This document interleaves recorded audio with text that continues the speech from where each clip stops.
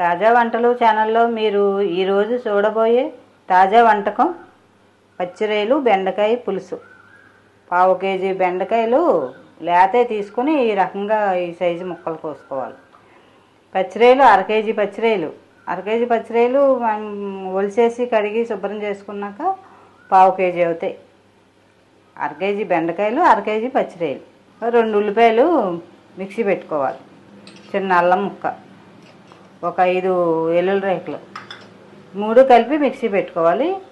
చింతపండు ఒక నిమ్మకాయ సైజు అంత చింతపండు కొద్దిగా వాటర్ పోసి నానబెట్టుకోవాలి. ఇప్పుడు బెండకాయ పచ్చిరొయ్యలు పులుసు ఏ రకంగా చేయాలి అంతా విధి విధానం అంతా చూపిస్తానండి.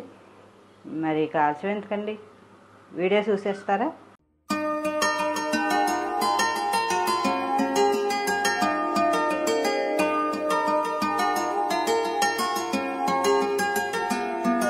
వెల్కమ్ టు తాజా వంటలు. నేను మీ స్వరాజ్యలక్ష్మి అండి. ముందుగా స్టవ్ వెలిగించుకుని ఒక పాన్ పెట్టుకుని స్టవ్ మీద 1 కప్పు ఆయిల్ పోసుకోవాలి. బెండకాయ పచ్చిరొయ్యల పులుసుకి కొంచెం ఆయిల్ ఉంటేనే బాగుంటుంది. ఆయిల్ సరిపడే వేసుకుంటే బాగుంటుంది. ముందుగా పావు టీ స్పూన్ జీలకర్ర, పావు టీ స్పూన్ ఆవాలు, పావు టీ స్పూన్ మెంతులు, 2 ఎండుమిరపకాయలు ముక్కలు చేసేసుకోవాలి.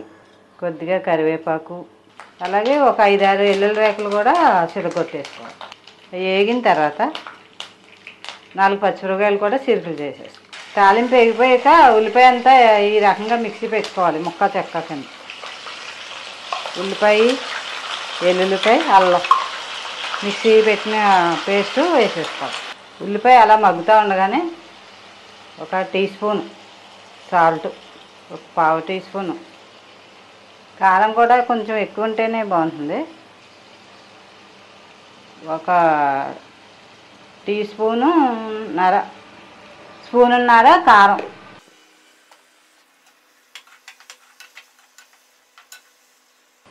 ఉల్లిపాయ అంతా బాగా మగ్గాలండి.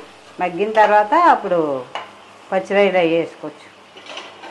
స్టవ్ సిమ్లో పెట్టేసి మూత పెట్టేస్తే ఉల్లిపాయ అంతా దగ్గరగా మగ్గిపోతుంది. ఉల్లిపాయ అంతా దగ్గరకన్నా వేగిపోయిందండి. ఈ రకంగా వేగితే పచ్చి వాసన ఉండదు. ఇలా వేగిన తర్వాత ఒక పావు టీ స్పూను మసాలా పొడి వేసాక అంతా సమానంగా కలిపేసుకుని పచ్చిరొయ్యలు వేసేసుకోవాలి. పచ్చిరొయ్యల నుంచి ఎసరు వస్తుంది కదండి, ఆ ఎసరుతో పాటు ఉడికితే కూర బాగుంటుందండి. పచ్చిరొయ్యలు వేరే ఆగలేయకుండా ఇందులో వేసేస్తే ఆ ఎసరుతో ఉడికితే కూర బాగుంటుంది.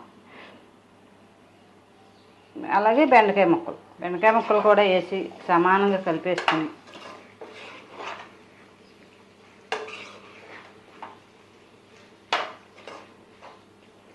ఒక 10 నిమిషాలు ఇలా ఉల్లిపాయలు మగ్గనిద్దాం. పచ్చిరొయ్యలు బెండకాయ కూడా ఉల్లిపాయలు కాస్త మగ్గిన తర్వాత అప్పుడు చింతపండు పులుసు పోసుకోవాలి.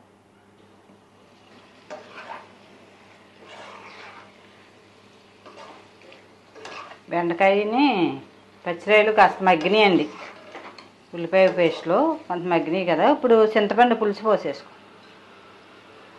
చింతపండు నానబెట్టింది ఈ రకంగా పలసగా తీసేసుకోవాలి. పులుసు కింద తీసేసుకుని పోసుకోవాలి.